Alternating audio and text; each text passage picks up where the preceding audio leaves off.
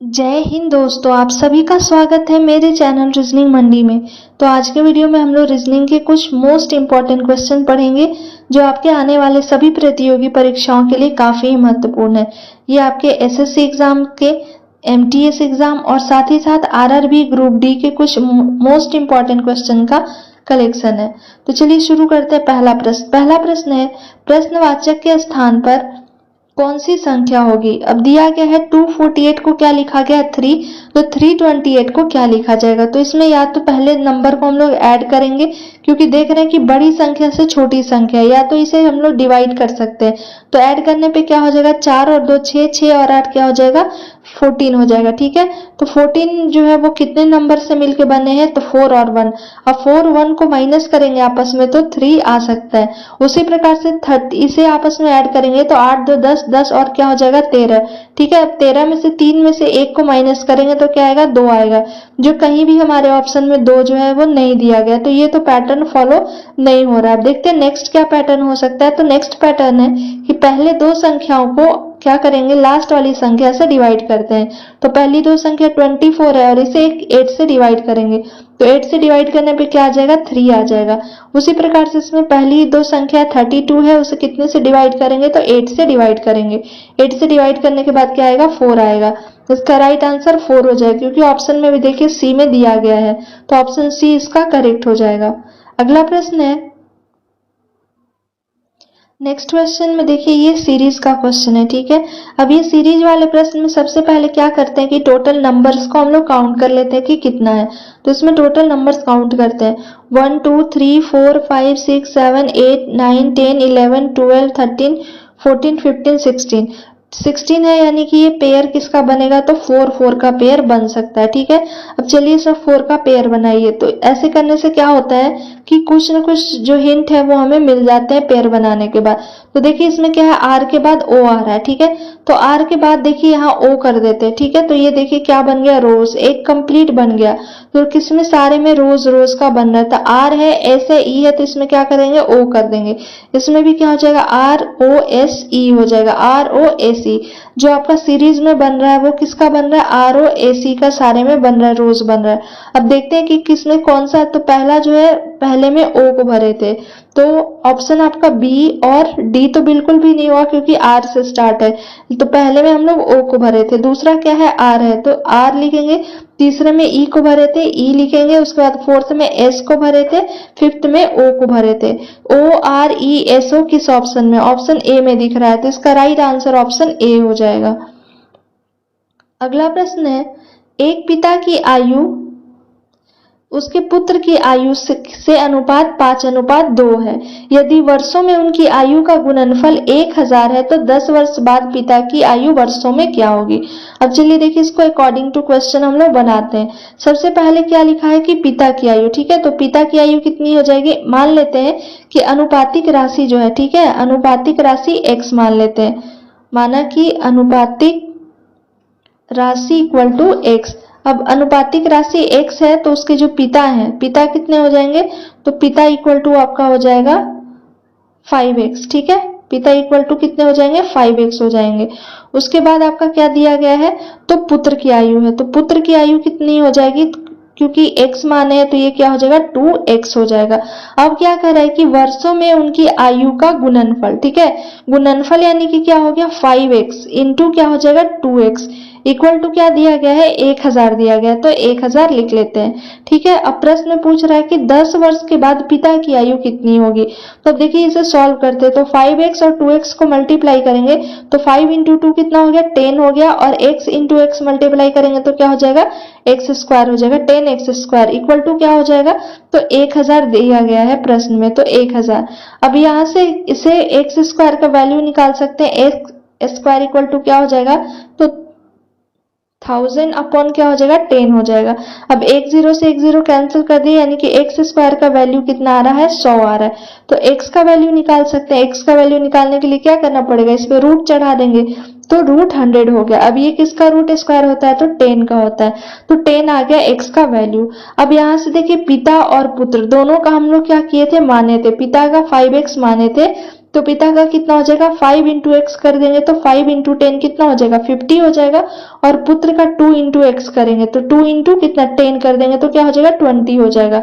अब ये हमारा वर्तमान का है, पिता कितने साल के, 50 साल के, और पुत्र कितने साल का है, तो वो है 20 साल का। लेकिन प्रश्न में वर्तमान नहीं बल्कि क्या कर रहा है, 10 वर्ष बाद पिता की आयु। तो अभी पिता की आयु कितनी है, 50 है, तो 10 वर्ष बाद कितनी हो जाएगी, तो 50 प्लस 10 कर देंगे, 10 इसमें ऐड कर देंगे तो 50 प्लस 10 कितना हो जाएगा, 60 हो जाएगा। इसका राइट आंसर ऑप्शन बी में दिया गया। वही अगर पुत्र का पूछता तो पुत्र में क्या करते, 10 साल को ऐड करते, तो ये 20 साल का भी है तो ये 20 प्लस 10 करते 30 साल हो जाता। अगला प्रश्न देखते हैं। अगला है 5 को 10 से जिस प्रकार से संबंधित है वही 9 को बताना है। तो सबसे पहले हमारे दिमाग में क्या आ रहा है कि 5 इंटू 2 किया गया है, ठीक है, 2 टाइम्स में मल्टीप्लाई करेंगे तो 10 आएगा। लेकिन उसी प्रकार से जब 9 को 2 टाइम्स में मल्टीप्लाई करेंगे तो इस स्थान पे क्या आएगा, 18 आना चाहिए, पर 18 कहीं भी हमारे ऑप्शन में नहीं दिया गया, तो ये तो पैटर्न आपका फॉलो नहीं हो रहा है। अब नेक्स्ट क्या कर सकते हैं, तो देखिए इसमें 5 का क्या करेंगे, स्क्वायर करेंगे, तो 5 का स्क्वायर करने से कितना प्राप्त होगा, 2 और 5 प्राप्त होगा, ठीक है। अब ये 25 दो संख्याओं से मिलकर बनी, एक पहला 2 और दूसरा 5। अब इन दोनों आपस संख्याओं को क्या करेंगे, मल्टीप्लाई करते हैं, तो 2 इंटू क्या कर देंगे, 5 कर देंगे, 2 इंटू 5 कितना आ जाएगा, 10 आ जाएगा।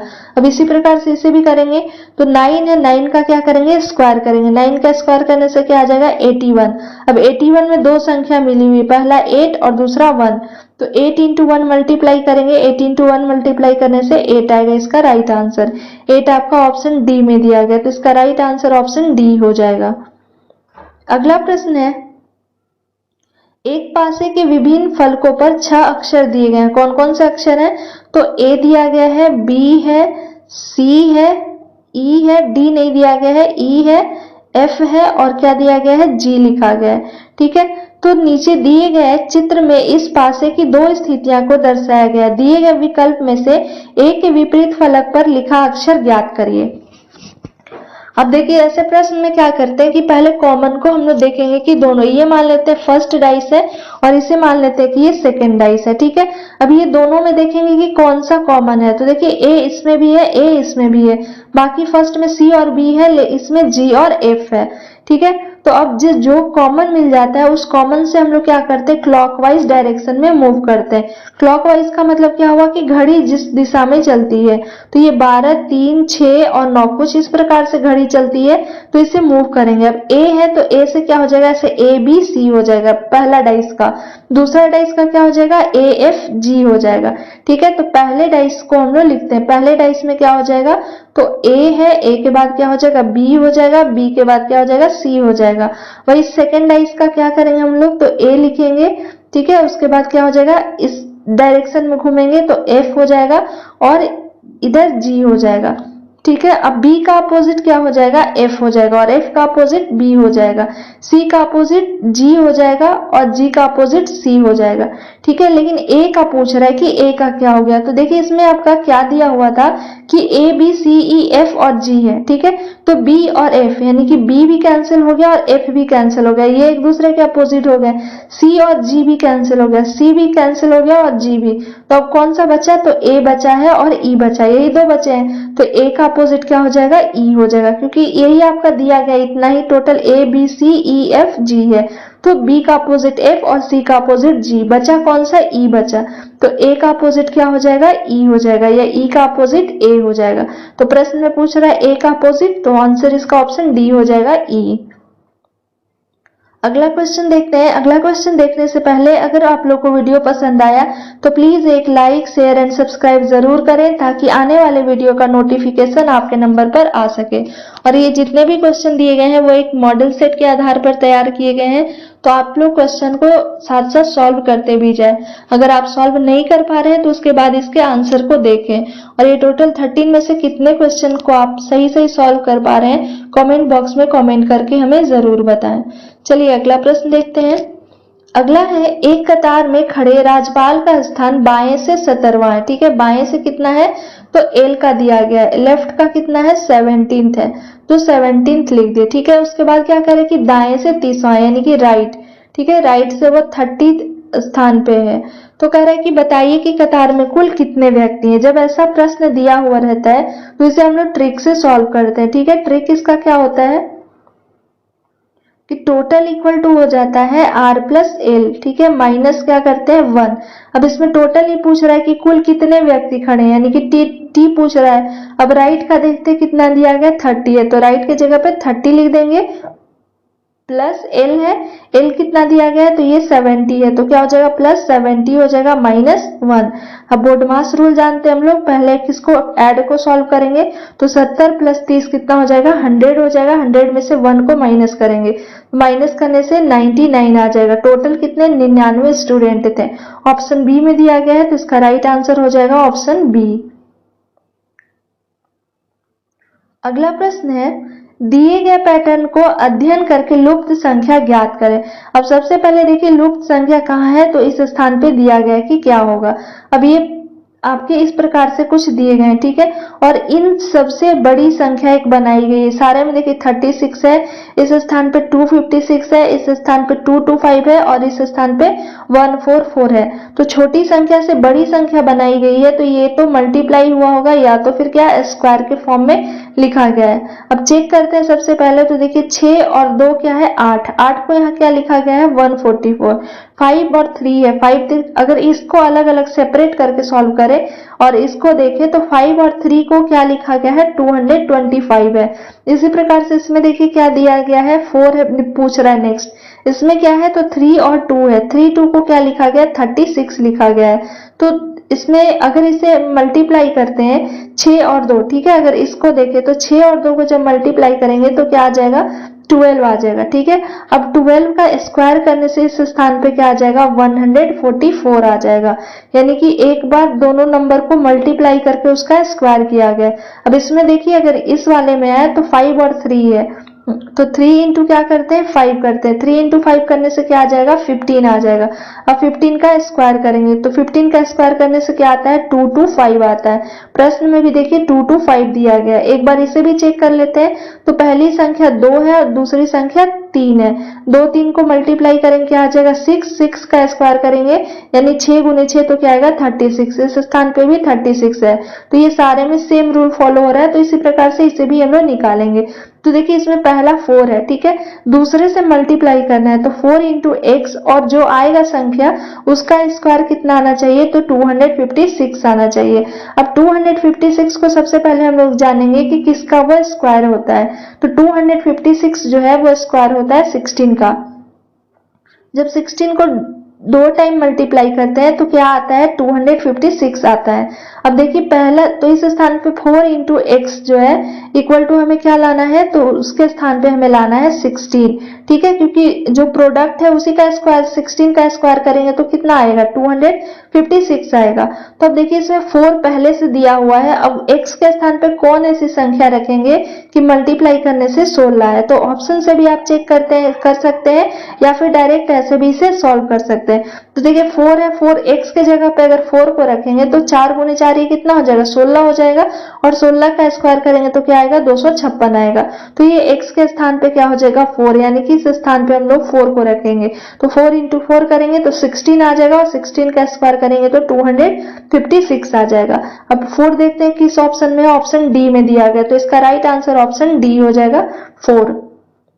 अगला प्रश्न है निम्नांकित वेन आरेख में ऐसे कितने लड़के हैं जो रेसर और जिम्नास्ट दोनों हैं, ठीक है, रेसर दिया गया है और जिम्नास्ट दोनों लड़के के बारे में कह रहा है, यानी कि ऐसा आपको फिगर ढूंढना है लड़के का जो इस सर्किल में हो, ठीक है, ये वाले में तीनों में हो सर्किल में, क्योंकि कह रहा है कितने लड़के हैं जो रेसर और जिम्नास्ट है। अब देखिए 37 की अगर बात करें तो ये सिर्फ और सिर्फ लड़के वाले में, तो 37 तो होगा नहीं क्योंकि लड़के में है। 19 की बात करें तो ये सिर्फ रेसर है तो ये भी नहीं होगा। 14 की बात करें तो ये सिर्फ जिम्नास्ट है तो ये भी नहीं होगा। अब बाकी के ऑप्शन को चेक करते हैं, तो देखिए बाकी के ऑप्शन में अगर हम लोग 5 को देखते हैं इसमें तो 5 जिम्नास्ट में है, रेसर में है, पर लड़का में नहीं है, तो 5 भी आपका नहीं होगा। उसके बाद इस 5 को अगर हम लोग देखते हैं तो 5 जो है वो आपका लड़का में भी है, ठीक है, कह रहा है कि कितने लड़के हैं तो ये लड़का में भी है और उसके अलावा ये जिम्नास्ट में नहीं है, क्योंकि देखिए जिम्नास्ट जो है वो यहाँ से खत्म हो रहा है, तो ये 5 भी नहीं होगा।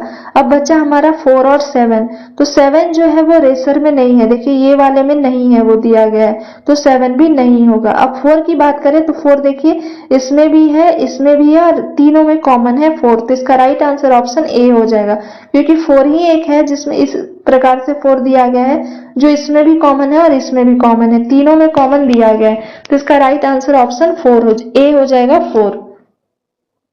अगला प्रश्न देखते हैं, ये किसी निश्चित कोड भाषा में ब्रेन को क्या लिखा गया है, YIZRM लिखा हो, और दिया गया है हिंट में हमें दिया गया है कि कोच को XLZXS लिखा गया है, तो उसी कोड भाषा में एंट्री को क्या लिखा जाएगा। तो देखिए बी को क्या है Y लिखा है, R को I लिखा है, A को Z लिखा है, I को R लिखा है और N को M लिखा है। तो अभी तक जो भी देख रहे हैं वो क्या है, एक दूसरे के अपोजिट के फॉर्म को लिखा गया है।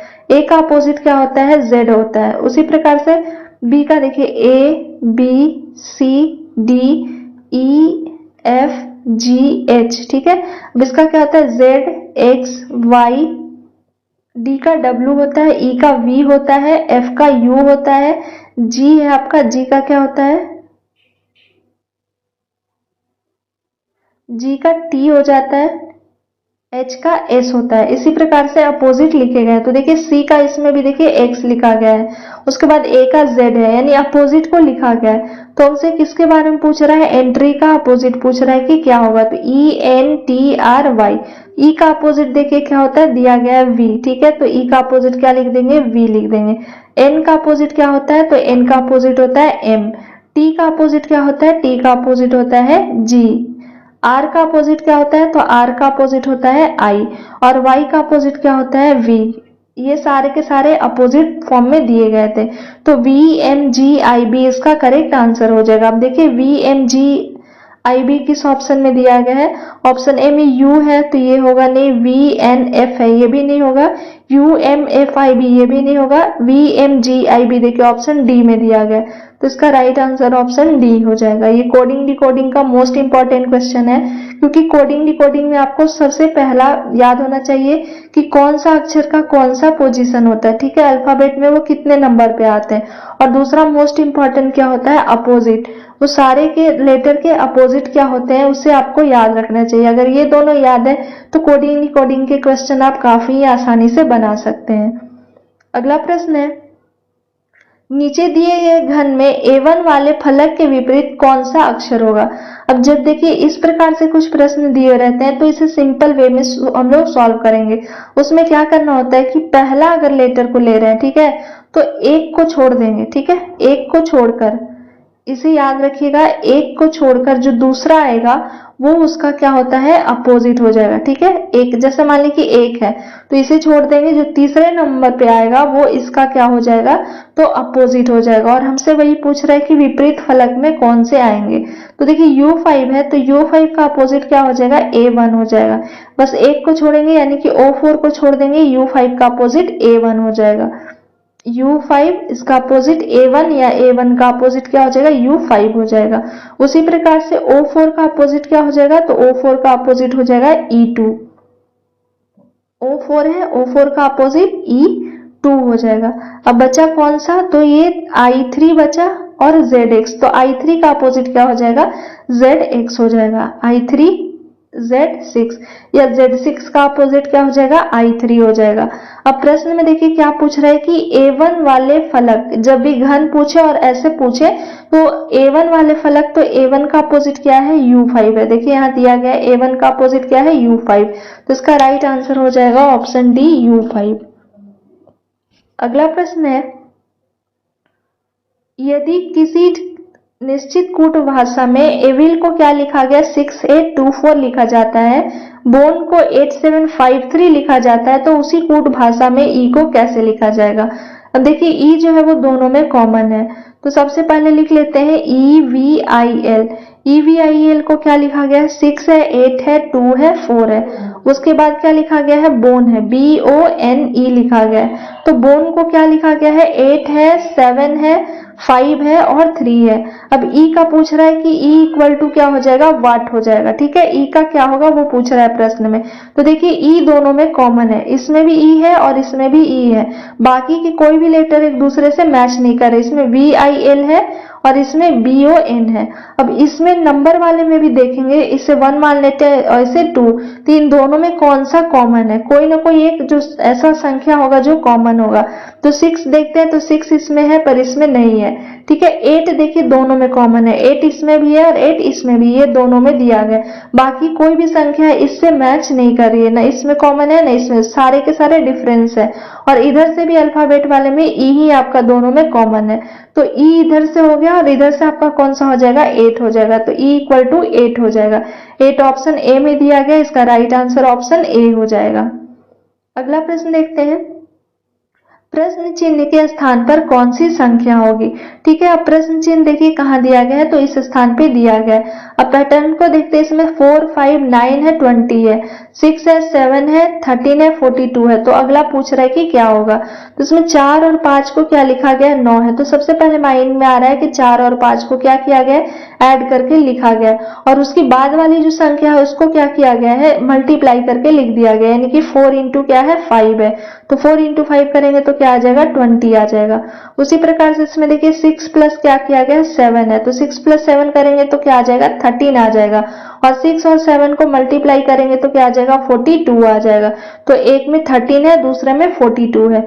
अब इसमें एक बार प्लस करेंगे तो 7 प्लस 8 करेंगे, प्लस करने से क्या आ जाएगा, 15, जो आपका दिया गया ऑलरेडी। नेक्स्ट में क्या करना है, मल्टीप्लाई करना है, यानी 7 इंटू 8 करेंगे। तो 7 इंटू 8 मल्टीप्लाई करने से क्या आएगा, 56 आ जाएगा।